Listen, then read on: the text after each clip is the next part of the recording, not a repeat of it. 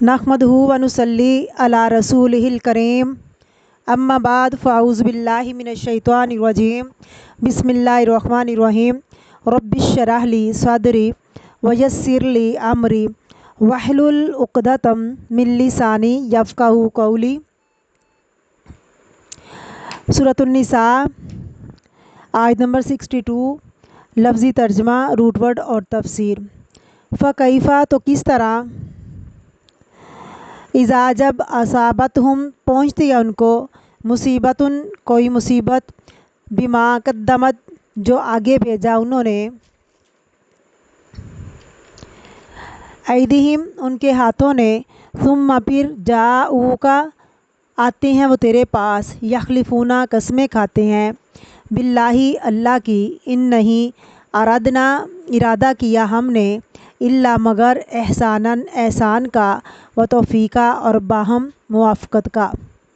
تفسیر۔ بسم اللہ الرحمن الرحیم۔ فکیف اذا اصابتہم مصیبۃ بما قدمت ایدیہم، تو کیا ہوتا جب پہنچتی ہے ان کو کوئی مصیبت، کون سی مصیبت، کون سی پرابلم؟ تو یہاں خاص مصیبت کی طرف اشارہ ہے، ان کی منافقت کے کھلنے کی طرف اشارہ ہے، بوجہ اس کے کہ جو ان کے ہاتھوں نے آگے بھیجا۔ کیا آگے بھیجا؟ طاغوت کی طرف جو فیصلہ لے گئے، بنسبت نبی صلی اللہ علیہ وسلم کے پاس جاتے، ثم جاؤک یحلفون پھر وہ آ جاتے ہیں آپ کے پاس قسمیں کھاتے ہوئے۔ اب جب منافقت کھل جاتی ہے پھر آپ صلی اللہ علیہ وسلم کے پاس آ جاتے ہیں۔ دل کا حال تو اللہ کو پتہ ہے نا، انسان کا عمل بتا دیتا ہے کہ وہ کس چیز کو اہم قرار دیتا ہے، اس کی نظر میں کیا چیز جو ہے امپورٹنٹ ہے، پریفر کر رہا ہے۔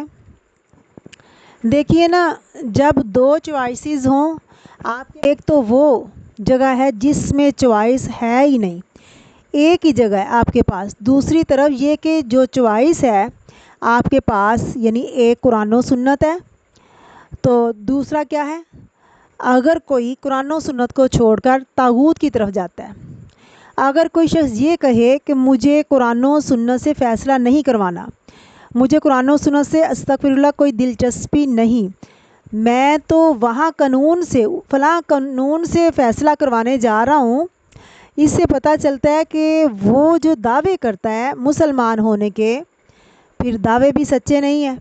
تو ایسی صورت میں پھر خاص طور پر جب نبی کریم صلی اللہ علیہ وسلم کے دور میں لوگوں کی منافقت کھلتی تھی ان کے عمل سے، یعنی آپ صلی اللہ علیہ وسلم کے پاس فیصلے کروانے نہیں آتے تھے، پھر جب منافقت کھل جاتی تو جب وہ آپ کے پاس آ جاتے اور کیا کرتے، قسمیں کھا کر یقین دلاتے، یحلفون باللہ ان ارادنا، وہ قسمیں کھاتے اللہ کی نہیں ارادہ کیا ہم نے، الا احسانا و توفیقا، یعنی احسان اور موافقت کا، اچھائی کا، بھلائی کا اور موافقت پیدا کرنے کا۔